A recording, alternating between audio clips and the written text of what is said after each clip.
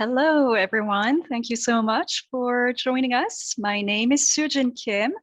I'm the Deputy Head of the Cities, Urban Policies and Sustainable Development Division at the OECD, where we support both national and local governments in getting cities right, including through good water policies. So my colleagues and I are joining you from Paris in France. Please do let us know in the chat where you are joining us from. I think we have a pretty nice global community online, and it's wonderful to have you all here. So let me start with 3 quick housekeeping matters, as it has become a rule in those webinars. First, the recording of this session will become available on the same webpage where you are in just a few hours. So you'll be able to see it again and share it with your contacts. Second point is that throughout the webinar, please do share your questions or comments in the questions box at the bottom of your Zoom window, and we will do our best to address these questions either directly during the panel discussion or in the chat, where our speakers can also respond to them directly. Third and last point, please don't hesitate to spread the word out there. You can engage with us on Twitter using the handle OECD_local and by using the links that will be provided in the chat. So now that we're all set on the rules of the game, you will now hear the first results of the OECD Global Survey on localizing the blue economy. And as an introduction, I would just like to recall that this survey is actually part of an OECD project called Cities and Regions for a Blue Economy, which we started last year at COP26 in Glasgow. And since then, we have set up a partnership with a number of key actors in the field of water and the blue economy, and I take this opportunity to thank them warmly for their engagement with us. So the International Association of Cities and Ports, Atlantic Cities, the International Network of Basin Organizations, the Ocean and Climate Platform, the Resilient Cities Network, and UCLG Africa. Thank you so much for your partnership. This has been great teamwork on this survey. So today at COP27, in a highly uncertain and troubled global context, we argue collectively that there can be no economic resilience without water resilience. Climate change is manifesting itself in water-related risks, and the blue economy can be a game changer by driving our water resilience, but also by creating value-added jobs, innovation at the local level. So by now, I'm sure you're all burning to hear more about the results of this survey. So let me hand over the floor to Juliette Lassman, policy analyst who coordinates our project on cities and regions for the blue economy. She will present the results from this first round of our global survey. And then my colleague, Oriana Romano, will moderate the first panel discussion. So Juliette, over to you.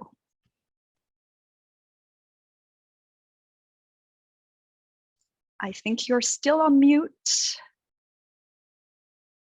Yes, I am. Thank you very much. I hope you can hear me well now. Thank you very much, Sujin, and thank you to all of you for connecting today to hear about the first preliminary findings from the OECD Global Survey on localizing the blue economy. And I'm delighted to be with you here today to present these first results from the survey, whose first round we carried out from July to September this year. In total, 56 cities, regions and basins took part in the survey, spanning across 30 different countries, both OECD and non-OECD, and with all global regions covered. And as Sujin just said, I'd really like to reiterate my thanks to our fantastic partners who were essential to develop and to share the survey. So today I'd like to share 3 key messages from the survey with you. And the first key message I'd like to share is that the blue economy is a driver of local and regional development in coastal and in inland cities. And actually the main drivers of the blue economy at local level are economic drivers. More than 85% of the cities and regions that we surveyed see job creation and GDP growth as relevant or very relevant drivers for the blue economy at local level. And the main blue economy sectors taking place at local level are related to seafood, so seafood processing, fisheries, aquaculture at 91%. 88% of the cities and regions surveyed have water-related tourism activities in place, and 2 other key economic activities occurring in 3 out of every 4 cities surveyed relate to blue bioeconomy and biotechnology, research and education, and water-related passenger transport. These economic drivers aren't very surprising if we consider that back in 2016, OECD work valued conservatively the ocean economy at $1.5 trillion and 30 million jobs worldwide. So here we see that the economy is an important driver, but actually the blue economy is not just about the economy. If we look at the 2 next drivers, we see that adapting to climate change and conserving biodiversity are also important drivers for the blue economy among cities and regions.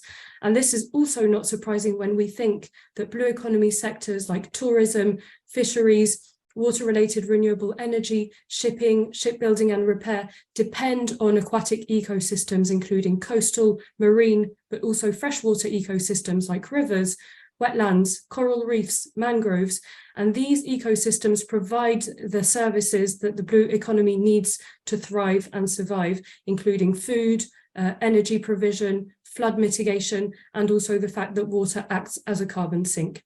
So here we see that the economic and environmental dimensions of the blue economy are very important. That being said, the blue economy isn't always green, and actually we know that sometimes the blue economy can adversely impact the ecosystems that it actually depends on to survive. If we think about fishing for a moment, we know that ghost fishing gear is a very important contributor to plastic pollution in the ocean. When we think of resource-intensive blue economy sectors like tourism or coastal development, we know that they can contribute significantly also to waste. And without proper wastewater treatment, all blue economy sectors have the potential to pollute water ecosystems. And this is very much echoed by the findings from our survey, where 1 out of every 2 cities and regions responding said that pollution from plastics, waste generation, and water pollution made up a major or an important impact of the blue economy at local level. Climate change is just compounding these effects and worsening the effects or the impacts on ecosystems. When we think of climate change, we know that most of its effects are reflected in the water cycle. And what does this mean concretely for the blue economy? It means, for instance, that sea level rise can reclaim beaches, it can reclaim ports, it can reclaim waterfront property, while on the other hand, when we think of droughts, it can make rivers too shallow for fluvial navigation or for the generation of renewable energy like tidal energy. And again, the survey findings really echo these worries, since 85% of cities and regions taking part in the survey view climate change as a major or an important threat, making climate change the #1 threat to the blue economy at local level. Environmental threats come shortly thereafter, and economic threats are important too at 65%. Now, I've just painted a pretty bleak picture, and you might be wondering where the good news is, but the good news is that cities do have the tools and competencies to address these threats and risks, and they can play a key role in the blue economy. And not just because they're the places where blue economic activities take place, create value and create jobs, but also because cities and regions have important spending and investment responsibilities, particularly when it comes to climate and the environment. And these climate and environment investments have a significant effect on the blue economy because they affect water security.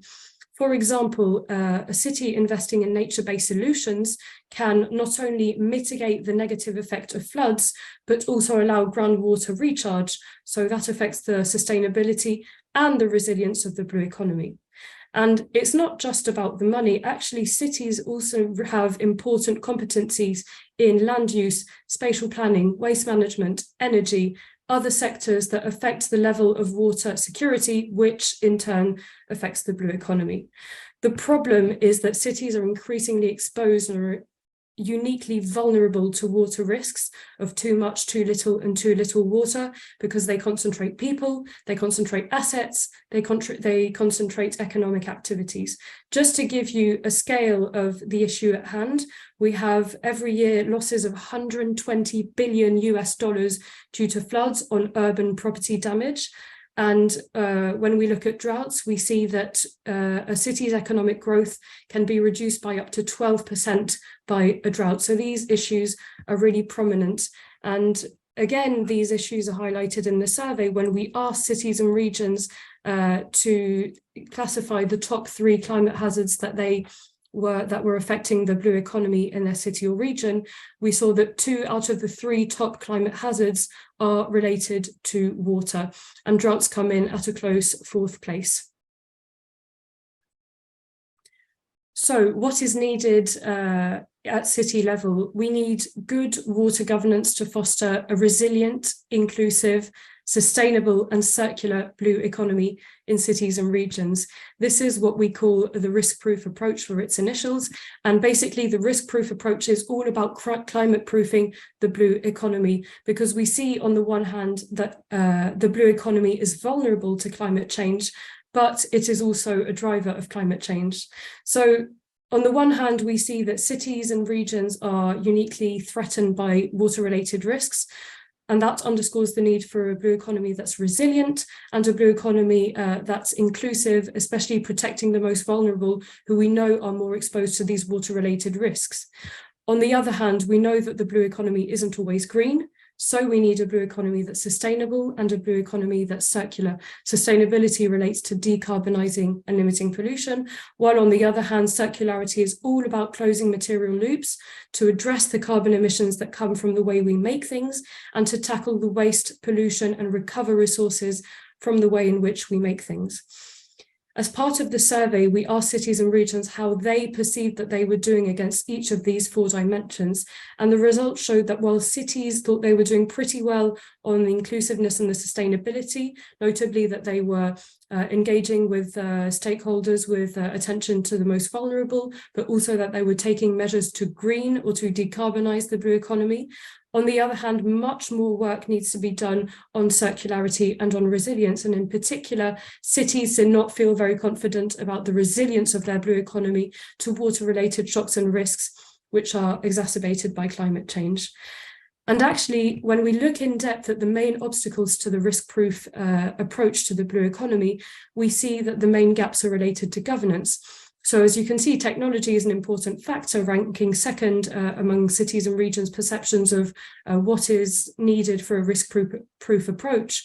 But actually, when we look at the main gaps, they relate to financing, notably they relate to financial resources and financial risks to businesses, but also to the allocation of roles and responsibilities for blue economy policymaking, which they see as being unclear, to data and information, regulation, and so on.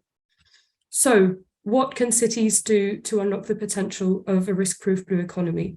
Well, the blue economy depends on water security, so that's enough and good quality water. We also know that freshwater health starts with ocean health. That ocean health starts with freshwater health. And so good water governance is really needed to unlock the potential of the risk-proof blue economy.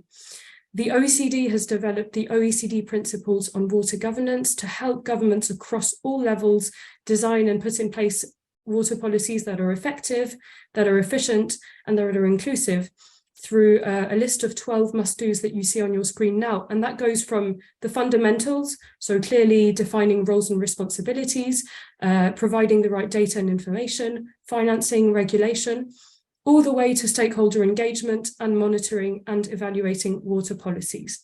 And so based on the results of the survey and on desk-based research, and based on these OECD principles on water governance, we suggest 3 main things for governments to go towards a risk-proof blue economy. The first is that governments should take a localized approach to the blue economy, meaning that they clearly define a role for local authorities in blue economy policies. What we saw when we analysed blue economy policies and strategies across levels of government is that at national level, more often than not, there is no mention or there is little designation of responsibilities for local authorities, even though we know that local authorities play a very important role in the blue economy. And so allocating clear roles and responsibilities across levels of government is an essential first step in this sense. Second, we know that decisions taken outside the water box, whether that's in energy, in transport, in housing, in land use planning, affect the level of water security. And so we need a systems approach to the blue economy across levels of government that not only connects ocean and freshwater policies, but also connects other related policies like waste, spatial planning, land use, as I just mentioned, and makes the most of those synergies. And last but certainly not least, we know that water cuts across administrative boundaries, and we know from the latest IPCC special report on the ocean that governance arrangements related to water, so that's whether that's water governance systems, as we're talking about here, or protected marine areas or land use planning, they often are too fragmented across administrative boundaries and across sectors to be effective to address climate risks. And so we need a functional rather than an administrative approach to the blue economy in coordination with river basins. And starting by applying a city basin lens to the blue economy is a great way to get that conversation started. I'll stop there today, but I'd like to emphasize that this is just the first step on our blue economy journey. So if you're a subnational government authority, whether that's a city, a region, or a river basin, and you're interested in joining the second round of the survey, which is now open, do let us know. You can drop me an email, juliet.lassman@oecd.org. My email address is also in the chat. And if you want to have a chat, we'd very much welcome talking to you. Thank you very much for listening.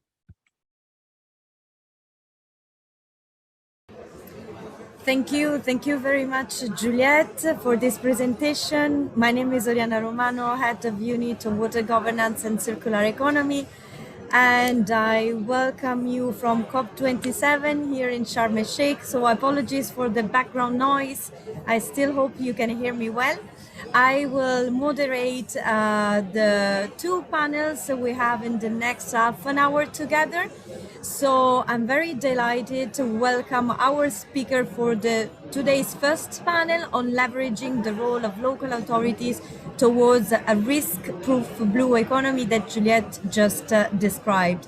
So we have with us Barbara Pons, Commissioner for 2030 Agenda of the Barcelona City Council in Spain. Welcome, Barbara. We have Bruno De Sal, General Manager from the International Association of Cities and Port, AVP, one of the partners of this survey. And we should have connected from here in Sharm el-Sheikh, Jean-Pierre Elong-Embassy, Secretary General from UCLG Africa, United Cities and Local Government.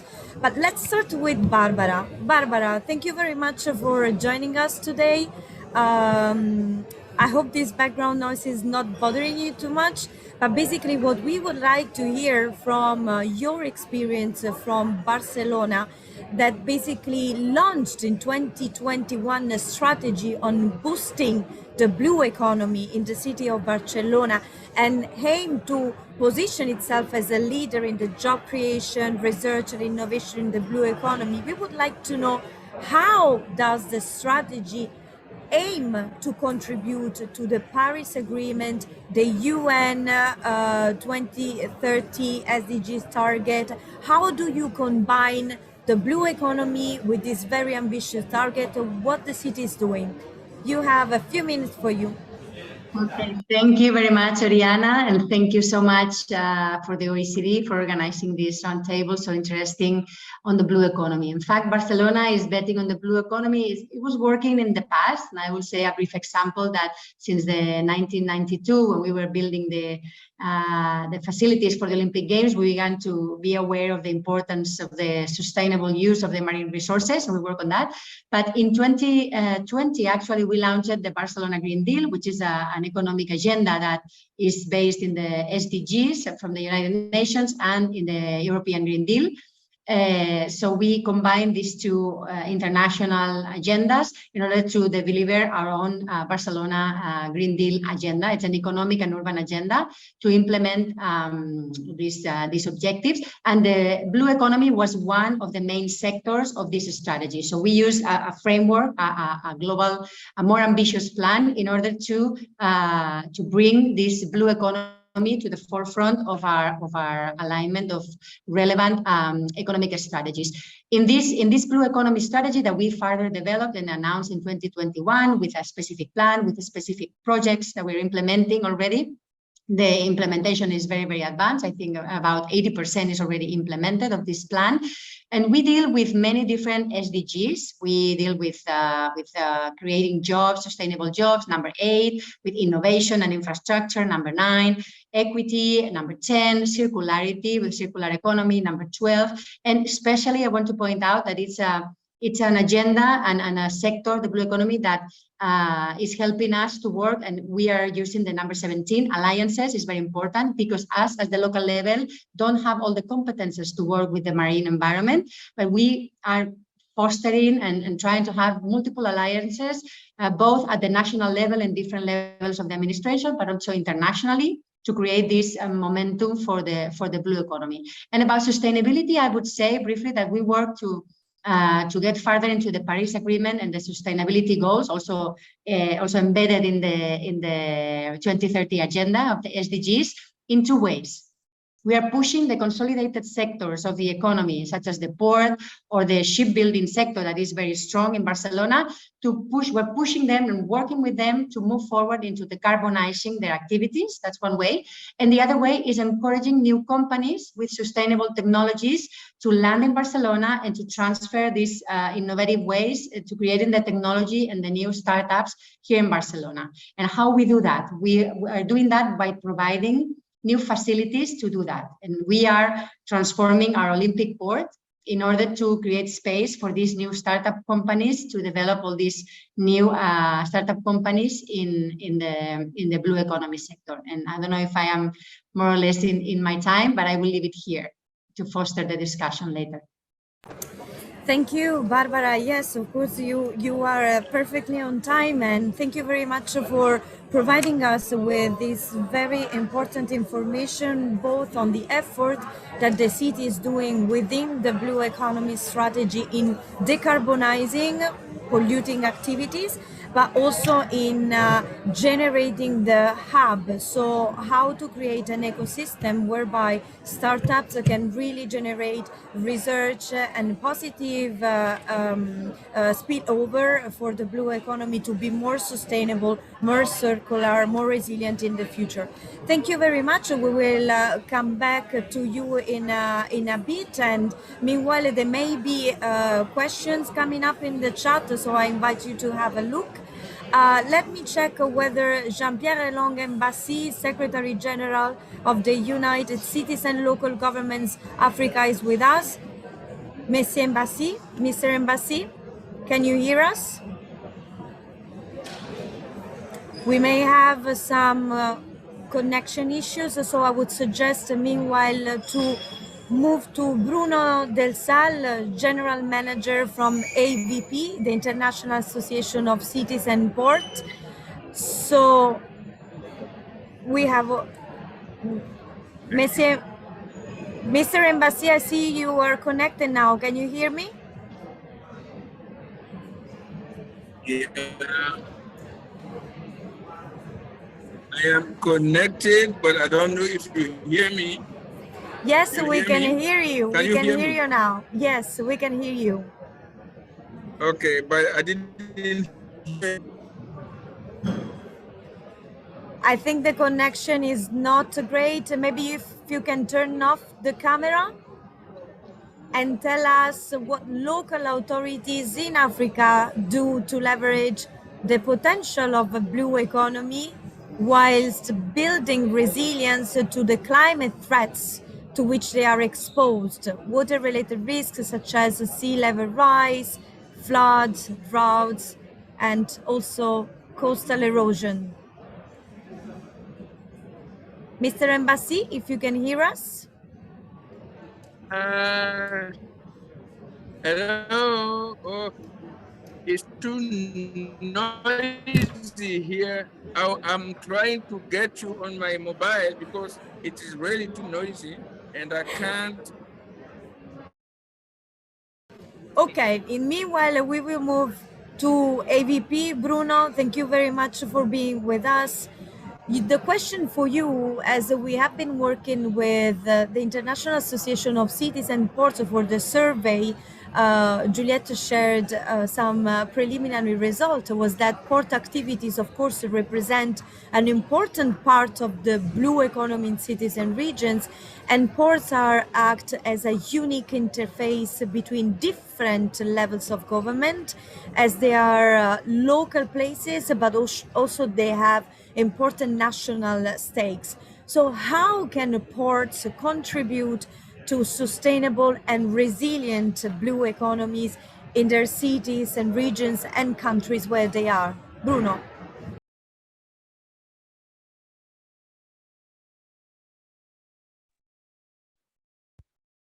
Thank you, Oriana. Thank you for giving me this opportunity today to speak during the COP27 in Egypt. Effectively, since many years, the International Association Cities and Ports is convinced that a lot of solutions must be imagined at the local level. And I'm not really surprised to see during in the first conclusions of the OECD study that the local initiatives are very, very, very important for the risk blue economy. Our conviction is based on two very simple ideas. I think the first one is that ports can act as a facilitator. And the second one is that port cities have really a key role for blue innovation. I think these two words are very, very important, facilitator and innovations. Let me now specify these two points. First, and it's evidence, blue economy sectors such as fisheries, tourism, renewable marine energies, but also, of course, the maritime transport take place first and largely in ports and port cities. It's evident. And in fact, ports and port cities are a link, as you already explained, between the local and the global, between the land and the sea. And port cities are de facto also home to many, many actors in value economic chains.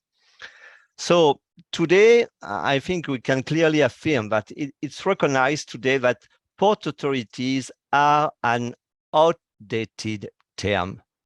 Ports are not just land hours or technical tools. Ports are really matchmakers and ecosystem developers. It's one of the reasons why in a lot of countries, such as France, Belgium, China, Italy, etc., we are seeing some fusions between neighboring ports to build more resilient ecosystems, avoiding unnecessary territorial competition, and instead promoting complementarities. It's very, very important to have this idea in head. Second idea now, port cities, of course, are also naturally the ideal locations for innovations in blue economy, blue research, or blue education. One example to illustrate this, we can see that many port cities have available land spaces. And it's very, very important because these land spaces are essential to welcome industries of the futures in the energy sector or green fuels, for example. Second example, ports are also the hubs for the import and the export of materials. Many ports are also already industrial ecosystem, very, very big, with vast processing companies and logistics areas. So in consequences of these situations, port cities can easily become the resource centers of the futures and playing a key role for a resilient, inclusive, sustainable, and circular blue economy of tomorrow, where innovations must be encouraged.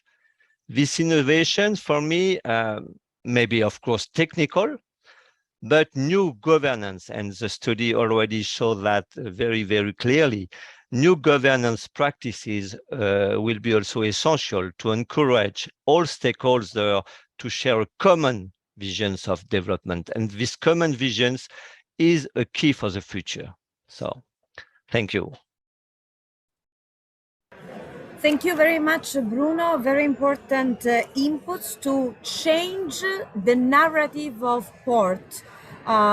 You mentioned that port authorities is outdated. We need to see and to build on the evidence that port actually are a matchmaker, an interface, also an exchange place of resources, so a very key important point within a circular dimension of the blue economy.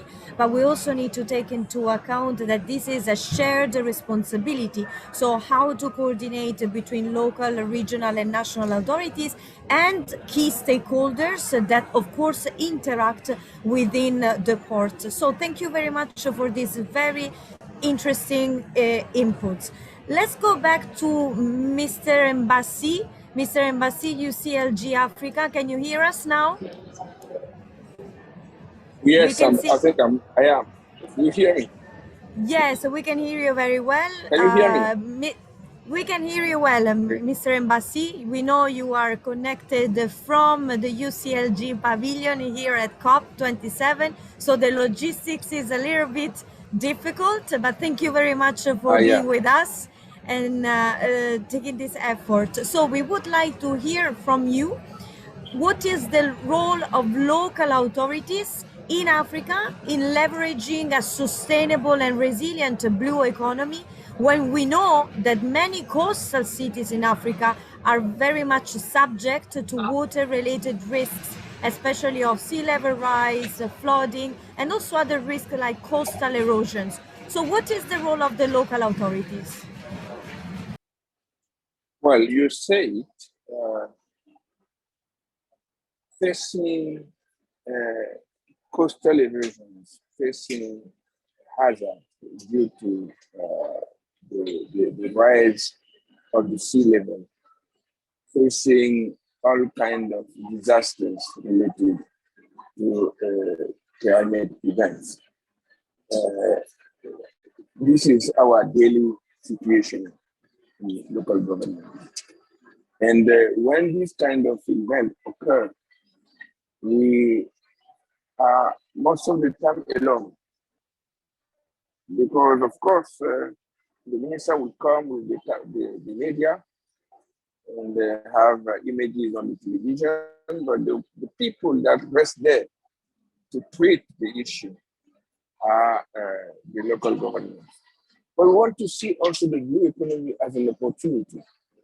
And many of our medium-sized cities and even small cities live on the blue economy opportunities, wetlands, and so on. So we see the blue economy also as a way of survival for our populations, and any risk on the blue economy can mean a risk for the living condition of our people.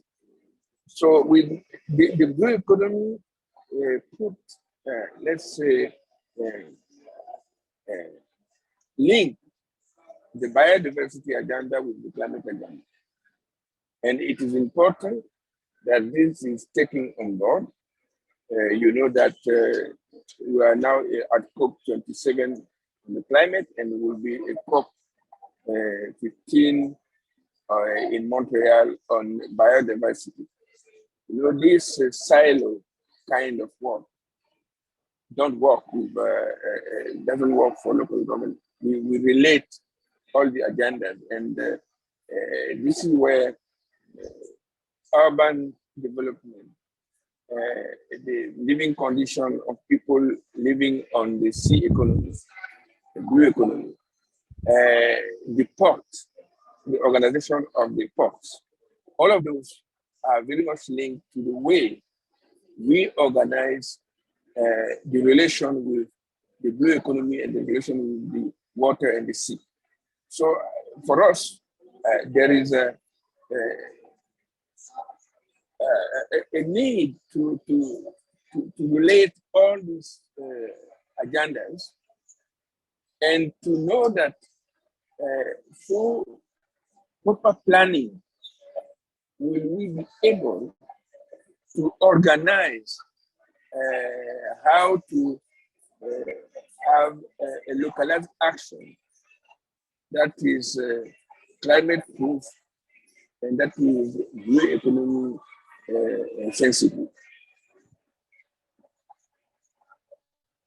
Thank you very much, Mr. Embassy. So very important inputs on the role of local communities also. So here, let's say that from Barcelona, we have started to look at the sustainability part of the blue economy, of this risk-proof approach through the decarbonization. We went to the port, the Association of Port and Cities, and we looked very much into the circularity of this approach. And now with you, Mr. Embassy, we looked into the inclusiveness, the importance of engaging the local community, empowering the local authorities, making a systems of this agenda between the blue, the green, the brown agenda, the important role that also cities, even small-sized cities, have in relation to how they manage the spatial planning, their territories. And so, thank you. We will hear more in a bit in the final round. So let me now move to a very short opinion pool that we have prepared for our participants to this event. So if the team allowed me, I would read the question. If you can see the pool, so it's: what are the top 3 priorities for a resilient, inclusive, sustainable, and circular blue economy at local level? You can select up to 3 priorities. So you have as options technology, development, funding, clear allocations of roles and responsibilities, data and information, coordination across levels of government, capacity development is an important aspect too, regulation, or stakeholder engagement of stakeholders. We will give a few seconds to our attendees to reply to this opinion poll, and then we will be moving to the second panel. Okay, so we can see that funding and clear allocation of roles are around 38%. Coordination across levels of government is 75%. Engagement of stakeholder is also very high, 37%. So let's close here now the voting. Let's see if the final results have changed. Well, we have still very important coordination across the levels of government, and we saw the role of cities, but has it been highlighted, cities cannot do everything on their own. Coordination is very much needed. Then the second is stakeholder engagement. The blue economy in relation to water security is shared responsibility. And then we have funding and clear allocation of roles and responsibility, 33%. Okay, final result. Again, coordination across levels of government and funding. Then we have technology and stakeholder engagement. So thank you very much for contributing to this very short but important poll that would lead us to the second panel. The second panel, which I have the pleasure to introduce to you, is about connecting oceans and fresh water for a risk-proof blue economy. I'm delighted to have here with us in this panel Ana Assi, Undersecretary of Water Security and Sustainability of the state of Rio de Janeiro in Brazil. Stéphanie Laronde, Director of the International Cooperation at the International Office for Water. And then we have Angel Cardenas, Manager on Urban Development, Water and Creative Economies at the Development Bank of Latin America, CAF. So welcome, thank you very much for being with us. Anna, I wanted to ask you, Anna is also connected, is just here in the back with me, also connected from COP. So Anna, we have talked already, but let's also engage with the rest of the participants on your recent initiative, which is called Water 2030 from the state of Rio de Janeiro, which recognizing that water security is an important prerequisite for health, fresh water and coastal ecosystem on which the blue economy activities will depend. So can you tell us in about a few minutes, what are the key actions on water security that the state government is taking as a part of this Water 2030 agenda in order to foster resilient, inclusive, sustainable and circular blue economy in Rio? Please, Anna, go ahead. Thank you very much, Oriana. I'm very happy to be here. It's incredible to be at COP27 and be able to talk with all of you about the work we are doing in Rio. Water security has become really strategic for us to transform the cities of the state of Rio de Janeiro in resilient cities. We have a very large metropolitan area. We're talking about 13 million people living in a very compressed area around the Guanabara Bay. We have a very big green belt around with the Mata Atlântica forest, rainforest around the metropolitan area. So we have been struggling a lot over the last 50 years on water pollution, plastic in water, all the problems that we saw in the research that was presented. So last year we succeeded to get our concession for the sanitation service, the public sanitation service after 30 years. And now we foresee in 10 years to be able to have clean waters again, so people will be able to swim again.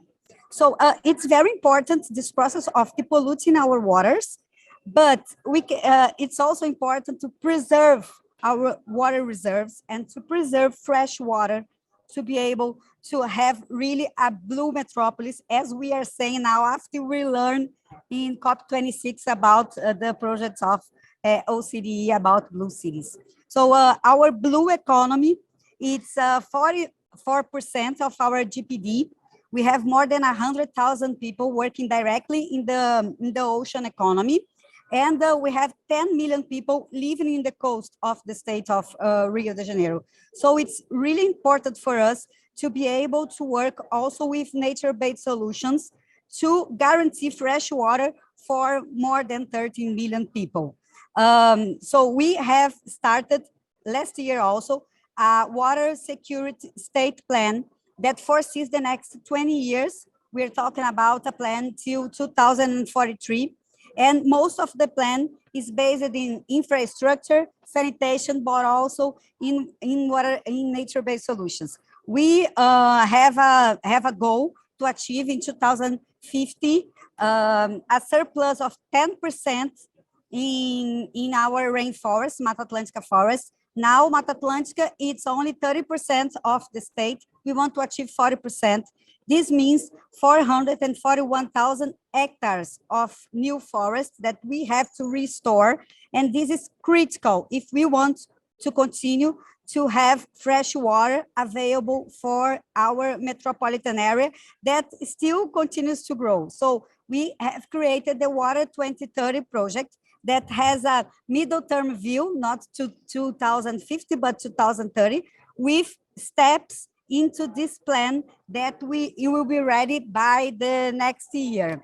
And so to be able to finance the project, all of our projects, we have a Mata Atlântica Fund, which is our rainforest fund that has already 10 years going on. And we have more or less $120 million to reinvest in nature-based solution, and also mangroves. We have 18,000 hectares of mangroves in our coast, but we have to make a plan to organize the way the mangroves will grow in our coast to protect our coast also. We have this money to invest in this, but we know that to achieve 2050 goals, we need $5 billion. So we have really to work in financing all the projects that we have ahead of us, the next 20 and 30 years. So we need to have this long-term view, but adaptation and resilience asks us also to invest in short term.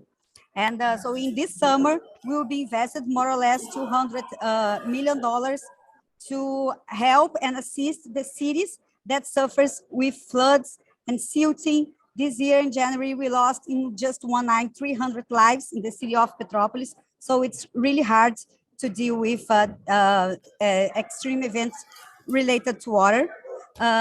So I'm finishing. Sorry, Oriana, spoke too much, but thank you very much for the opportunity. Thank you very much, Anna. I know there is a lot to say, but thank you for bringing in the picture two very important aspects in relation to water security and linked with the blue economy. So the biodiversity on which you are investing hugely. So in terms of funding, but also in terms of human capacity and project, and of course a nature-based solution. So the lemma of this project, of the OECD project, that there cannot be economic resilience without water resilience, it seems that applies very well to this case studies of the state of Rio de Janeiro. And thank you for bringing up on the fact that we have climate change, but we have also demographic change, urbanization, and all these drivers that are putting increasing pressure. So solutions related to nature can really help to face this future threat. Thanks a lot. Let's move to Stephanie. Stephanie has an important role to play here, because we have already highlighted the aspect of the functional approach. So the fact that ocean health starts with freshwater health, and cities should be connected with their basins. So how this cities basin interaction can foster a resilient, sustainable, circular blue economy? Stephanie. Thank you. Thank you. Good morning, everybody. Thank you for your invitation to this interesting panel. So most of the world population already lives in cities, and by 2050, there will be nearly 6 million city dwellers on Earth who will generate urban human activity. Consequently, growing cities lead to growing vulnerability amplified by climate change.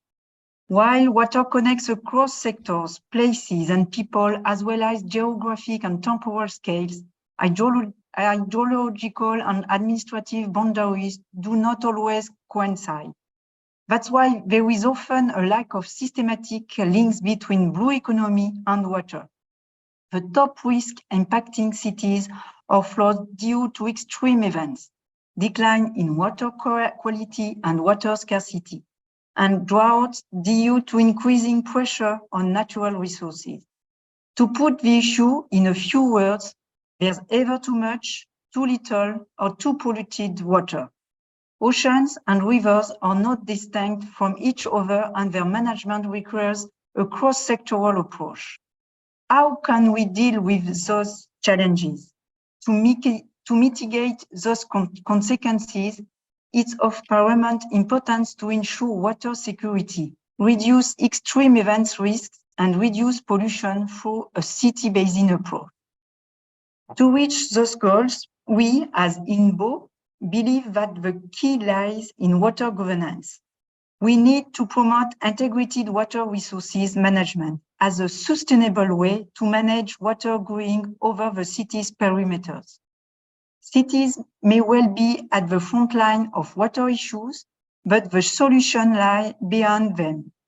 That's why building a city basin dialogue that outlines a multi-scale and multi-sectors governance approach can be a mechanism to move towards better sustainable water management. The International Network of Basin Organizations, INBO, along with the International Water Association, has developed a handbook on basin-connected cities to support decision-making in strengthening the city's connection and integration with its river basin.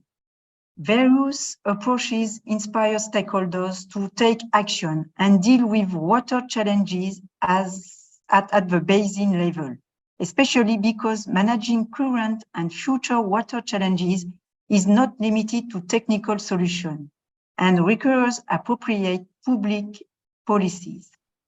First, improving planning would allow cities and water basins to cooperate, ensure sustainable water management.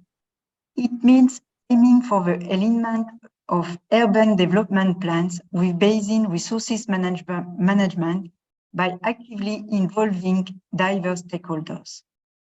Furthermore, it's fundamental to invest in data and information systems for water and to share them at different levels and with all the stakeholders from all water and ocean-related sectors.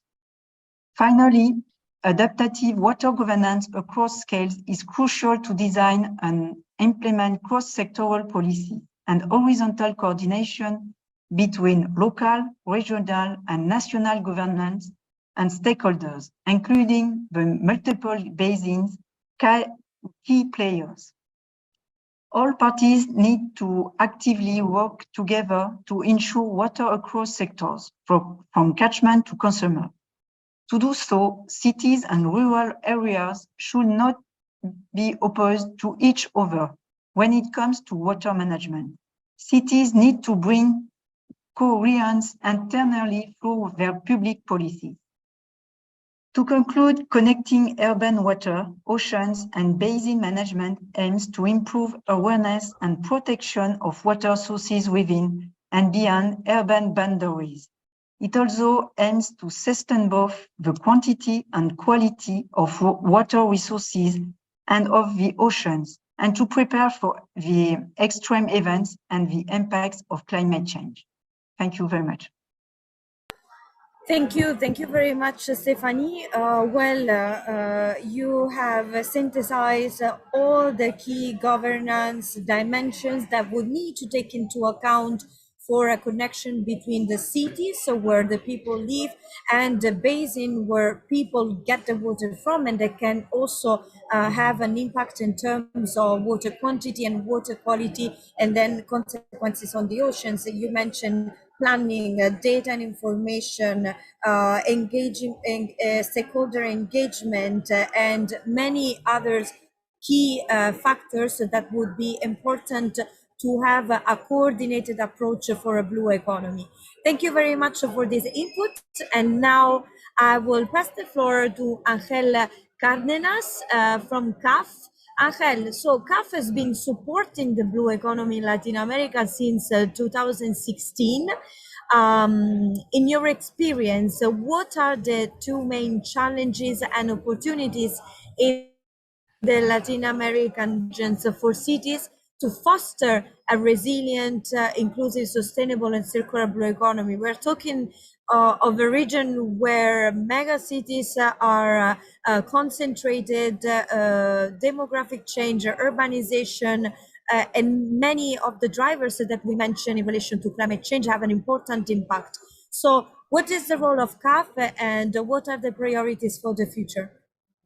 Thank you, Oriana. And first, congratulate you for the great report. As Juliette put it at the beginning, you might have summarized many of our challenges and opportunities. And so I'm not going to say anything really new. But I think the first, the science is clear. The ocean is facing unprecedented threats because of our limited capacity to understand the ocean dynamics and health. Its ability to sustain life is undermined by the fragmentation of its ecosystems and the lack of capacity to manage those negative impacts of human activities. In the case of Latin America, or the current situation in the Latin America and the Caribbean region, I believe I mean, the main challenges are the result of a combination of circumstances, as some of my colleagues have previously mentioned here. First, we see the lack of capacity to recover marine ecosystems through regional approaches based on the blue economy. Second, we see difficulty in overseeing the compliance of regulations and the rule of law. This happens at the national level, but also happens at the international waters levels. And also we see the lack of access to services and technologies that might drive economic diversification, which may promote the development of more sophisticated services and activities such as the generation of clean energy, bioprospecting for food and health goal purposes, as well as the mitigation of climate change through the blue carbon. And CAF, I'm going to your question of opportunity in terms of the opportunities, we understand we need to change the course of action. And we've been since 2016, as you mentioned, going down that road. But if we want to be successful to address the major challenges of our time, such as climate change, biodiversity loss, among others, we must protect and truly engage in the sustainable use of our ocean health. So CAF is committed to strengthen the integration of mechanisms required for effective ocean management, promoting synergies, and contribute to the increase of institutional and natural capital in the region. But how do we do it? We do it through the promoting of an investment agenda across our 20 member countries. It's for that CAF has committed or made a pledge in the last Lisbon conference of investing at least $1.25 billion for the next years in ocean strategies across our cities and regions in Latin America. And this is part of a major package of $25 billion in green financing that we are promoting in the period 2022 to 2026.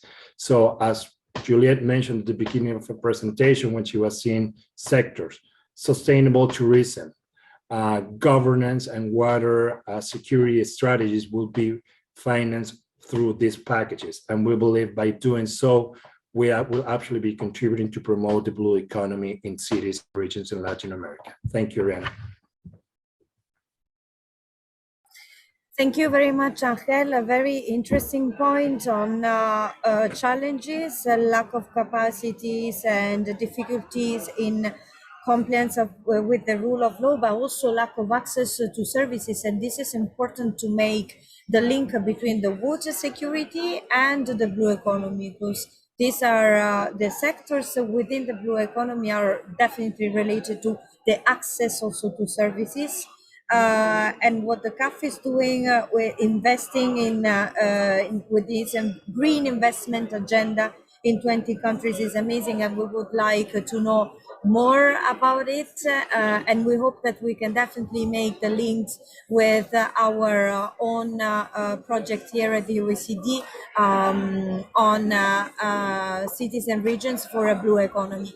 So we have only 2 minutes left. I would like to thank very much all the panelists and the audience for taking part in this event on cities going blue. Here at COP27, we will continue to talk about the blue economy. Today is the Water Day, and we have an event in just 1 hour now to meet other international organizations and really create a blue, an ocean agenda that will be linked to the freshwater agenda through good water governance.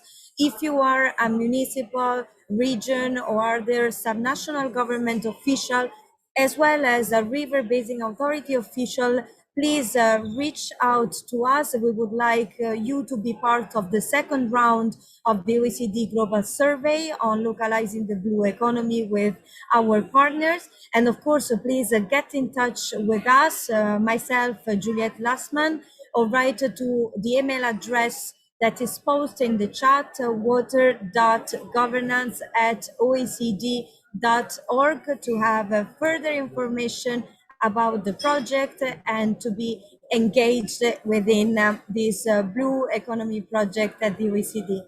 So I thank you very much to the panelists and attendees and colleagues who made this event possible.